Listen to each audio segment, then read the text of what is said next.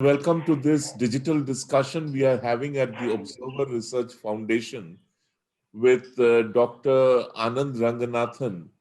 Good evening, He Doctor. is uh, uh, he specializes in viruses and all kinds of disease-causing bugs, and he has been working on vaccines and cures.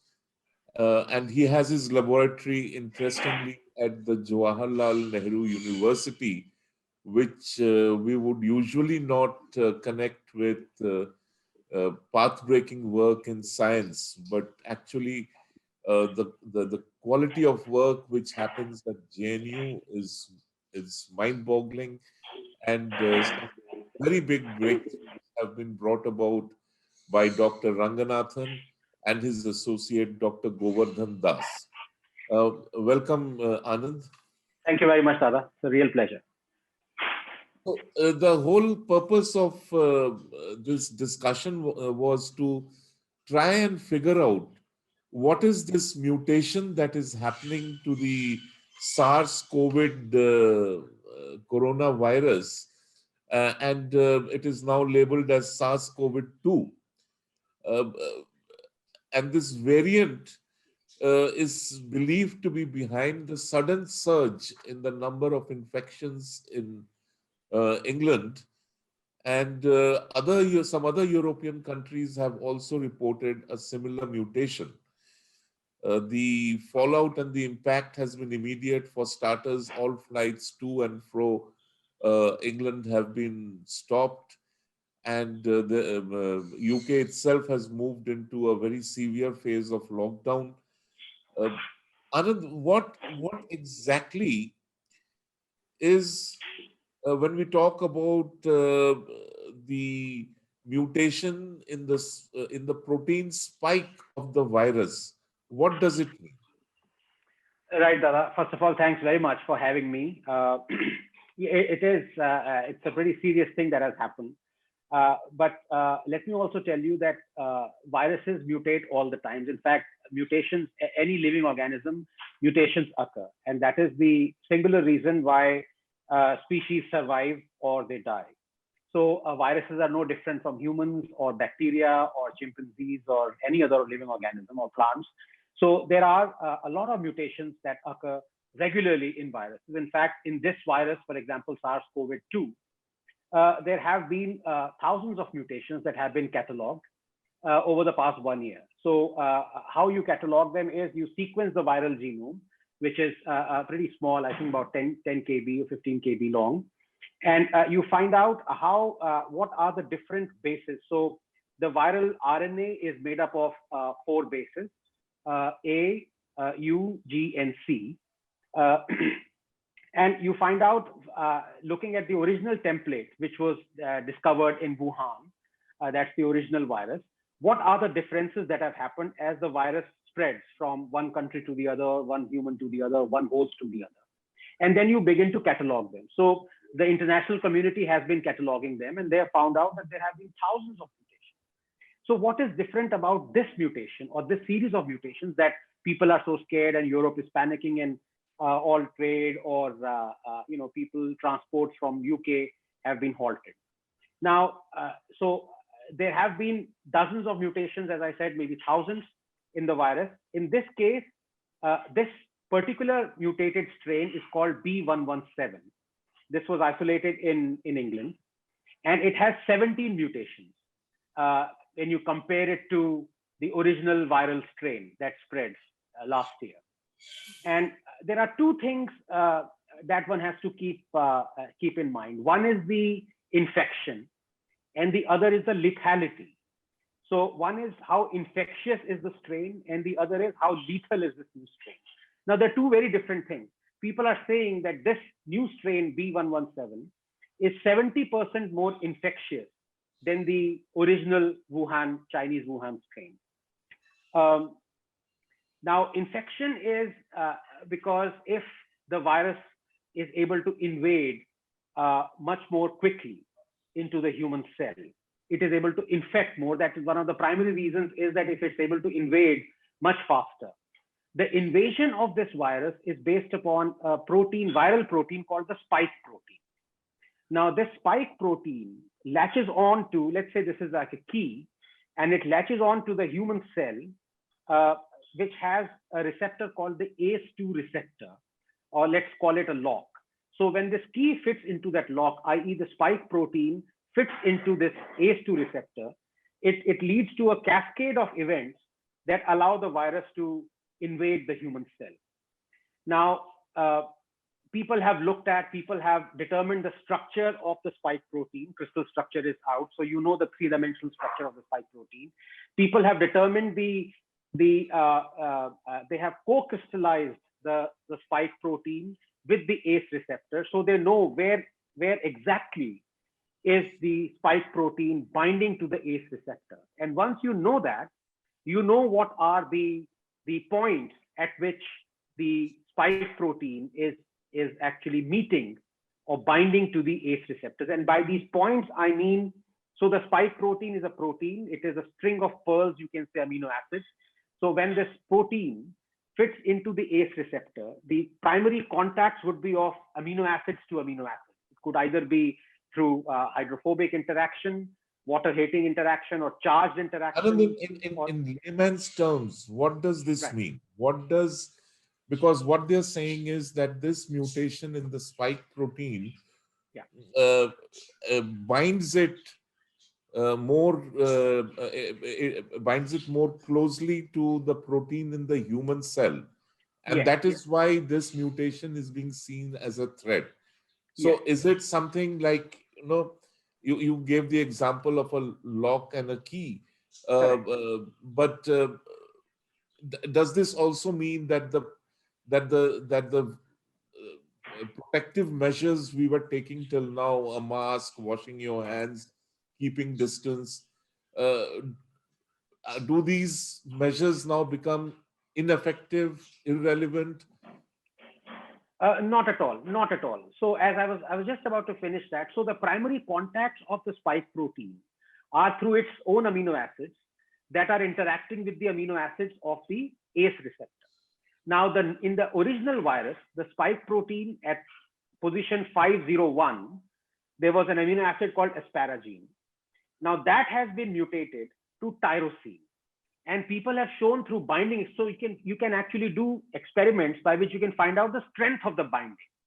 So you can find out the strength of the binding of the spike protein with the ACE2 receptor. And people have found out, in fact, before the strain came into being, in September, there was a Cell paper where American scientists from Seattle, they actually did, you can say, a displacement binding studies of all the amino acids, because they knew what are all the amino acids of the spike protein that are binding to the ACE2 receptor. So they kind of changed those amino acids one by one to find out if the binding strength increases or decreases. So the Cell paper talked about, if you were to change this amino acid N, which is designated with an acronym with the alphabet N, which is there in the original spike protein virus, if you change it to Y or T or something, then the binding increases. And they were able to find out the strength of the binding that increases many-fold. What the Chinese scientists did in September this year, 2 months ago, were they passaged the original SARS virus that they isolated from a patient, and they passaged it through a monkey. And the various mutants that they got of the virus, one of the virus was highly virulent, infectious. And when they sequenced the genome of that virus, they found out that indeed, at that position 501, that N had been changed to Y. Now, the Chinese scientists did it in the lab. What has happened right now, that in real life, the virus has itself, out of sheer chance, mutated that N into Y.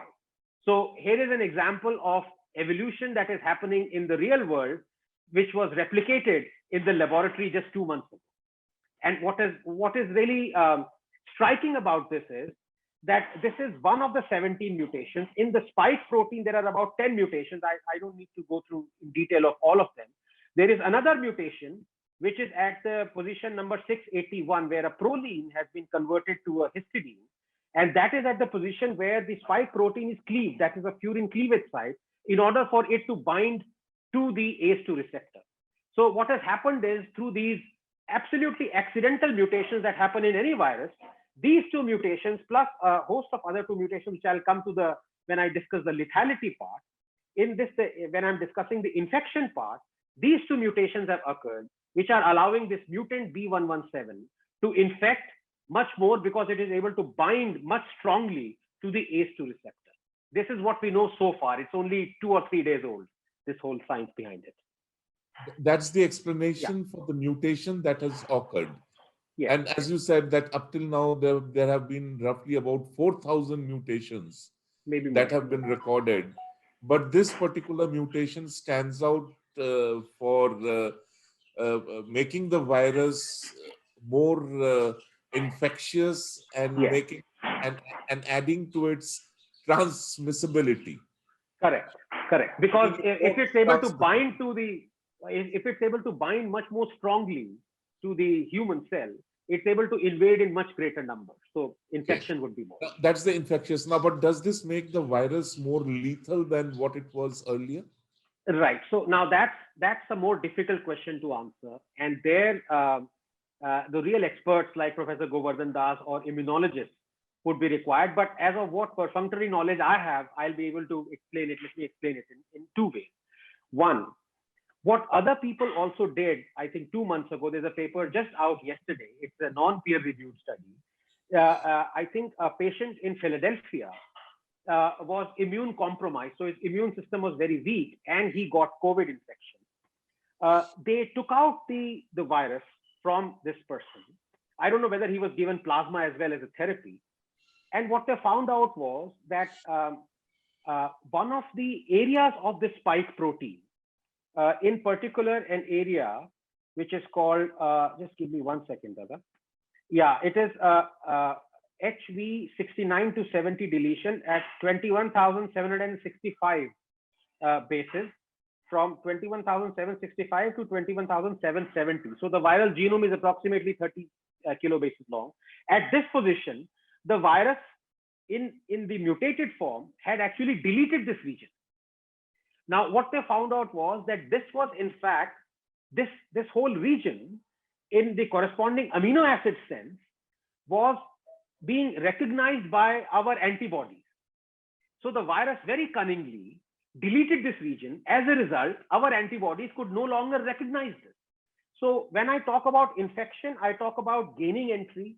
When I talk about lethality, of what I know, lethality could be linked to how effectively is our immune system able to combat this virus. Now, if this virus, people are studying the lethality quotient of this, but in one sense, it would be more lethal if our own antibodies are not able to recognize the portion of the spike protein that they were able to earlier, because the virus has deleted those portions. So what they are saying, just to end, Dada, just to end in one sentence, what they are saying is that this mutant strain has occurred in immune compromised patients or patients who have comorbidity situation, their immune system is weak, and also patients who are given plasma therapy. In other words, if this virus is in direct contact with a lot of huge amounts of antibodies that are given in order to combat this virus, the virus mutates in such a way that it changes its structure so that those antibodies are not able to recognize these portions. So, that makes it almost evil. I mean, to constantly pre-guess the obstacles it's going to face and therefore readjust itself. Anand, does this mean all these vaccines which were being talked about, and the whole world was eagerly looking forward to the vaccines, what does the latest deadly mutation of the virus, and if I could get you right, it is a lethal mutation, at least theoretically. What does it do to the vaccines that have now been developed and are being produced? And even some countries have even begun vaccinating people. What happens? I mean, are these vaccines still effective, or will scientists have to go back to the drawing board and come up with a new vaccine? Right. So now this is the $1 million question, or a $1 billion question, or a multi-billion dollar question. Let me answer it in two ways. Vaccines against viruses always faced such problems. In fact, ever since HIV that causes AIDS was discovered, there has been no vaccine for it. And the reason is very simple, because the HIV mutates really fast, one of the fastest mutating viruses, because it has a defective replication machinery. Every time the HIV copies itself, it induces a mistake in it. So what happens is, if you were to take, let us say, the HIV protein, like what people have, so to give you a background, most of the vaccines that have been made against SARS-CoV-2 are for against the spike protein. So they have taken either the RNA or the DNA of the spike protein, viral spike protein, or the subunit, that is, they have taken spike protein itself, and they have injected it. Now, what happens when you inject any RNA or DNA or a protein in a human body? The human body starts to make antibodies against that protein that is produced. So our human body is making antibodies against that spike protein that is being used as a vaccine candidate, like Covaxin and all that. Now, in an ideal world, every time you actually see the real virus come inside you, the antibodies that are already there inside you against that spike protein, which is a dummy spike protein, a vaccine spike protein, would actually see the real spike protein. So those same antibodies would go and latch onto that real virus spike protein and destroy the virus. Now, what happens when the spike protein is mutated, as what happens is when you inject or use an HIV protein as a subunit vaccine, because every time the virus replicates, it changes the shape of that protein that you think is a good vaccine candidate. Your antibodies are no longer able to recognize it. In this case, though, it is a very slow mutating virus. And when you form antibodies against, let's say, the spike protein, the antibodies are formed at about 10 or 12 places, maybe more. Places of recognition that they recognize the spike protein at. And these regions of recognition are called epitopes. So you can say there's a 10 amino acid long epitope, there is a 7 amino acid long epitope. So even if the virus has mutated by deleting 2 or 3 of these epitopes, it still has 7 or 8 epitopes that our antibodies will be able to recognize. So the chances are very high chances, very high probability that the same vaccine would still work even for this mutant virus. But the reason why I gave you the HIV example was that we should not be overconfident. We should always include or the possibility that indeed the antibodies that were made against the original virus spike protein are no longer able to recognize the new B117 spike protein, because the spike protein has deleted that epitope. As I gave you the example of what is right now a non-peer-reviewed study, that when in the Philadelphia patient, the virus deleted that epitope, and the normally neutralizing antibodies that the patient had were no longer able to bind to this thing. Now, God forbid, if all our neutralizing antibodies are not able to recognize this new BV117 spike protein, then of course the vaccine would be completely ineffective. But the chances are very rare. So I would say the same vaccines are going to work, but the scientists obviously need to go into the drawing board. It is easier for the Moderna and the Pfizer because they're RNA vaccines. So they simply have to alter the RNA of the new spike protein and inject that RNA. So it's much easier that way. A quick question. What is an RNA vaccine and what's a DNA vaccine? Okay, so this virus is an RNA virus. So what happens is so the way the central dogma of life works is that you have the DNA. The DNA is transcribed into RNA, which is single-stranded, and the RNA is then translated into protein. Now, vaccines come at any stage. You can have these 3 components as a vaccine. So you can have a protein vaccine, for example, hepatitis surface B antigen, which is a part of hepatitis virus, is a protein. You inject it in humans. The humans make antibodies against that surface antigen. Next time you see the real hepatitis B, your antibodies attack that virus. So that's a protein subunit vaccine. The other vaccine is a heat-killed vaccine, like a polio virus or a live polio attenuated vaccine. So you give the whole virus, but that virus is avirulent. It is not going to cause the disease. So your body will see that attenuated virus, will make antibodies against it, and will kill that virus. The third and the fourth are the nucleic acid vaccines, or the DNA or the RNA vaccine. What happens out here is that you inject the RNA directly. So your body starts to recognizes that RNA and translates it. Like the virus translates the RNA into protein, your body will translate the spike protein RNA, which is being given as a vaccine in the case of Moderna, will make the spike protein. Then your antibodies will recognize that spike protein. So the antibodies are not recognizing the RNA, they are recognizing the product of that RNA, which is the spike protein. Now, let me also tell you a reality check, that is, the RNA vaccine research has been going on for about 35 years. Not a single RNA vaccine has been approved. In fact, Moderna and Pfizer are the first RNA vaccines that have been ever approved. So we know quite little about RNA vaccines itself.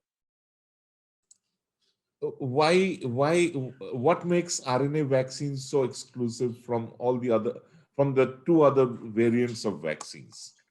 So the other variants of vaccines are like proteins and heat kills. In here, the RNA of the spike protein, which is used as a vaccine, has to enter your cell.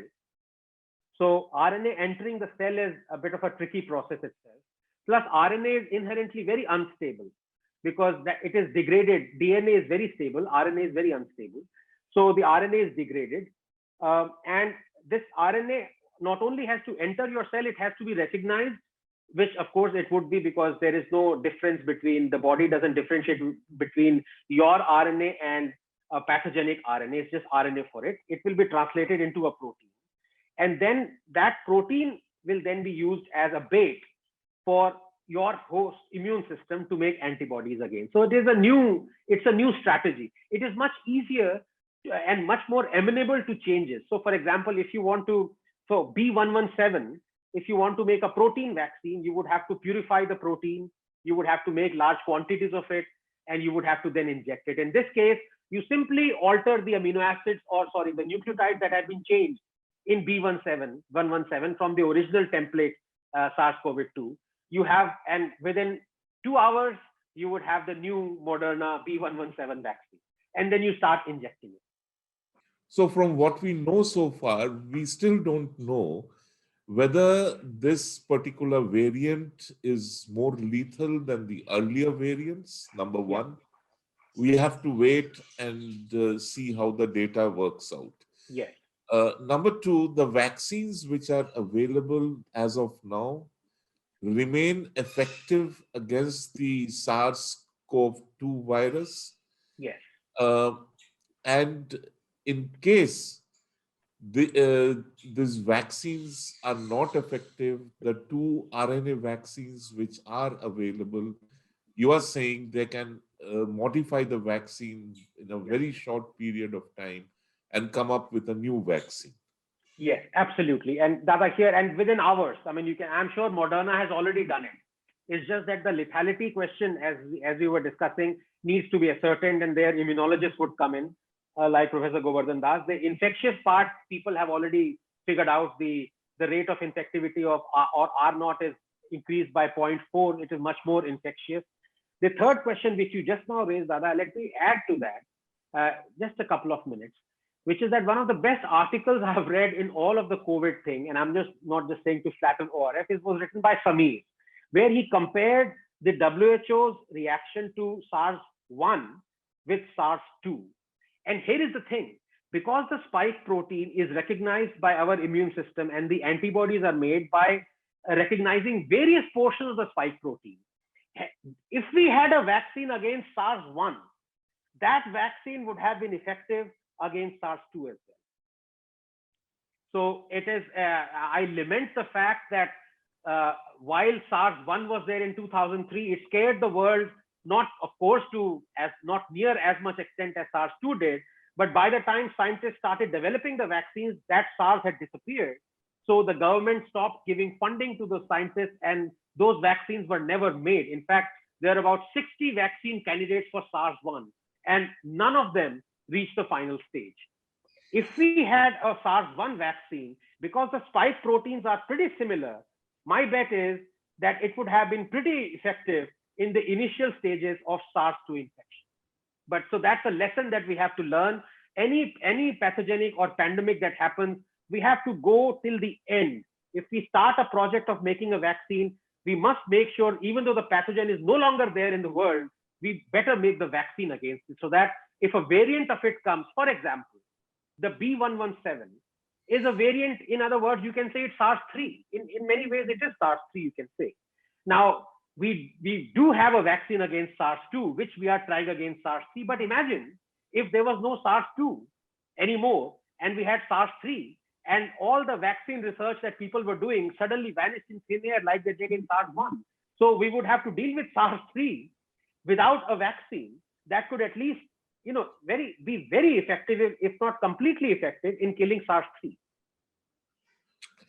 Thank you. That was very enlightening, Anand. My pleasure. Thank you for this, for joining this conversation and sharing your insight into the mutation of the coronavirus, the impact which this mutation is likely to have, whether in terms of causing increased infections or increased lethality, and what does it mean for the vaccines which are already ready, and some of them are already being provided to the people. A last quick question. I was wondering, I mean, does India need to worry at this point of time about the mutation? So again, let me answer it in two parts. One, certainly any mutation which has been confirmed to be more infectious is worrying, although it may not be as lethal. That part, as we discussed, has to be checked.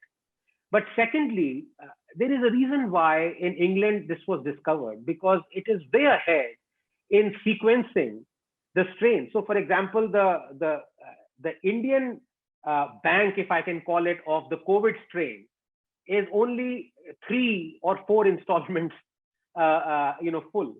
There are thousands of COVID sequences that have been deposited in the database. Of Indian, there are not more than 30 or 40. Now, how do you check if this strain is there in India? You can sequence the whole genome that the UK has been doing. That is how they found out that this is spreading so much faster.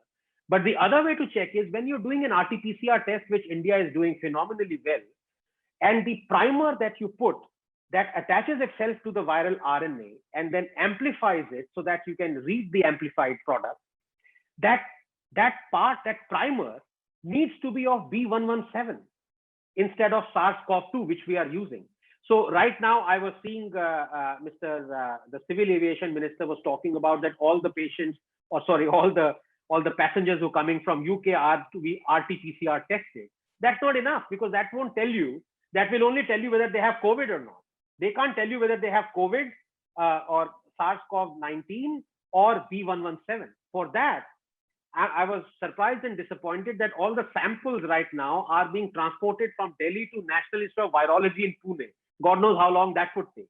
Because all they can do is, within a matter of hours, set up about 10 or 20 clinics, maybe 5 at the international airport, some at railway stations, where just the primer that you're using for original SARS-CoV-2, that primer is now of B117. So that will latch on to this SARS, whatever the patient sample, and you have to just read that sequence to know whether it is SARS-CoV-2 or B117. We should do it at a very fast scale. Like we, if you remember, in March, we barely had the capacity to, to do RT-PCR testing of more than 100 samples. Right now, we are doing 100,000 samples. So like that, I foresee, or I hope that India starts to sequence. It's an added step, because not only you would be doing an RT-PCR, you would be taking that RT-PCR sample and doing a sequencing to find out whether it is SARS-CoV-2 or B117. But we should do it if you want to find out, as the question you asked, how much is the spread of B117 in India. Thank you, Anand. Thanks very much. Thank you, viewers, for joining us. We'll keep the conversation going.